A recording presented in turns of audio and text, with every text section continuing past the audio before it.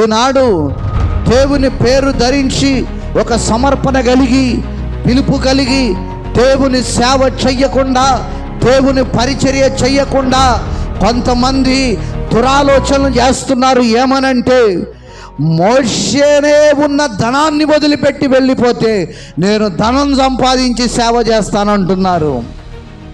ఏం సంపాదించట?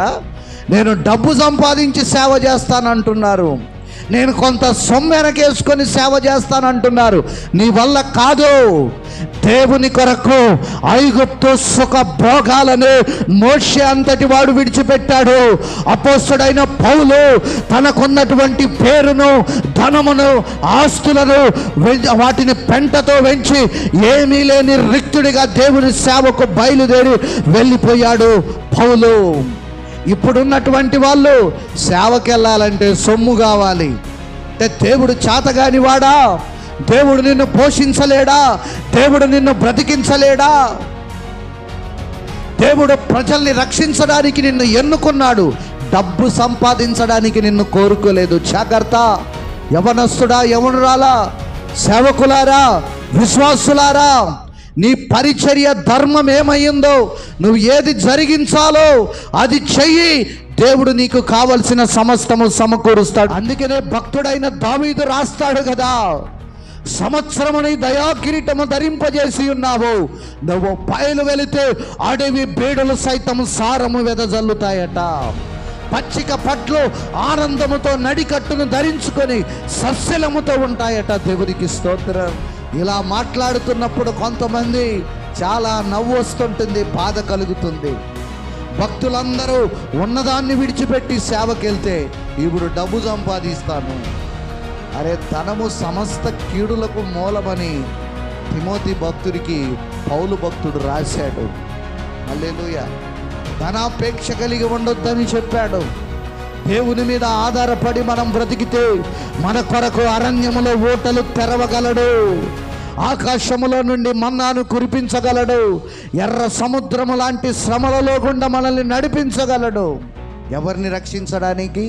ప్రజల్ని రక్షించడానికి సమర్పణ కావాలి, ప్రజల్ని రక్షించడానికి పిలుపు కావాలి, ప్రజల్ని రక్షించడానికి దైవ ప్రత్యక్షత కావాలి, ప్రజల్ని రక్షించడానికి దర్శనము కావాలి, ప్రజల్ని రక్షించడానికి పరిశుద్ధత కావాలి, దేవుని స్వరం వినాలి. అంతేగాని ప్రజల్ని రక్షించడానికి డబ్బు అవసరం లేదు. నీ సమర్పణ అవసరం, నీ పిలుపు అవసరం, నువ్వు ఎంత దేవునికి లోబడుతున్నావో అదవసరం. డబ్బు చేత ప్రజల్ని రక్షించలేవు. ఆ ఐగుప్తులో ఉన్న ఆ భోగ భాగ్యాలను విడిచిపెట్టాడు. దేవుని బిడ్డలుగా మనం ఏం విడిచిపెట్టగలుగుతున్నాం? విడిచిపెట్టాలండి, త్యాగం చేయాలండి దేవుని కొరకు. ఒక సమర్పణ కలిగి ఉన్నప్పుడే దేవుని మహిమ ఏంటో నువ్వు చూడగలుగుతావు కల్లారా. దేవుని ప్రత్యక్షత ఏంటో నువ్వు చూడగలుగుతావు కల్లారా. హల్లెలూయా. అరే, దేవుని పిలుపు నాకు 2014లో వచ్చింది. దేవుని కొరకు నిర్దాక్షిణ్యంగా రోజుకు 5,000 నా సంపాదన. ఎంత? 5,000 నా సంపాదన. దేవుని పిలుపుని అంగీకరించి ఈ సంపాదన కంటే ఒకప్పుడు తాగుబోతునైనటువంటి నా బ్రతుకును మార్చాడు.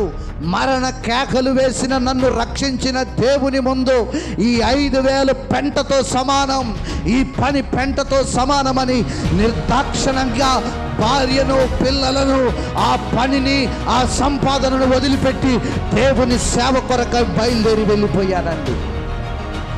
అప్పుడు దేవుని మహిమ ఏంటో చూడగలిగాను, దేవుని ప్రత్యక్షత ఏంటో చూడగలిగాను. ఏం విడిచిపెట్టగలుగుతున్నా? ఊరికినే దేవుని సేవ చేస్తున్నాను, దాని వెనక ఎంతో మూల్యం చెల్లించారు. భార్యకు దూరమై, పిల్లలకు దూరమై వాళ్ళు ఎలా బ్రతుకుతున్నారో అన్న ఆలోచన కూడా మర్చిపోయి దేవుని మీదే ఆధారపడి బ్రతికిన స్థితిగతులు, పరిస్థితులు, ఏడ్చిన రోజులు. హల్లెలూయా. ఇది దేవుని కొరకు. నువ్వు దేవుని కొరకు ఏం చేయగలిగావు? పసిపిల్లల్ని వదిలిపెట్టి వెళ్ళిపోయాను. హల్లెలూయా, హల్లెలూయా. దేవునికి స్తోత్రం. ఈరోజు అది ఉంటే సేవ చేస్తాను, ఉన్నదాన్ని వదిలిపెట్టి సేవకి వెళ్ళంటే, లేని దాన్ని సంపాదించి చేస్తానంటే కుదరదండి. యేసయ్యే వదిలిపెట్టేశాడు. మీరేం వదిలిపెట్టగలుగుతున్నా? లోకాన్ని వదిలిపెట్టట్లేదు, లోకాశల్ని వదిలిపెట్టడం లేదు, దేవుని సమయాన్ని దేవునికి ఇవ్వలేకపోతున్నారు, ప్రార్థించుకోలేకపోతున్నారు, ప్రార్థన కంటూ ఒక ప్రత్యేక సమయం పెట్టుకోలేకపోతున్నారు. అన్నిటికీ సాకులు సాకులు సాకులు సాకులు సాకులు.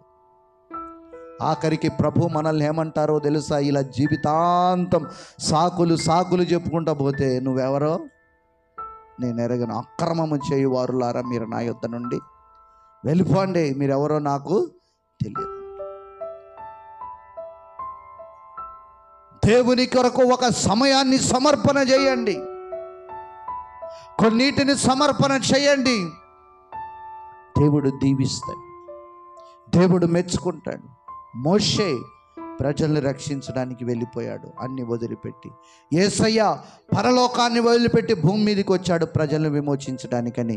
యేసయ్యలో, మోషేలో నుండి యేసయ్యను చూపిస్తున్నాడు స్టెఫెను.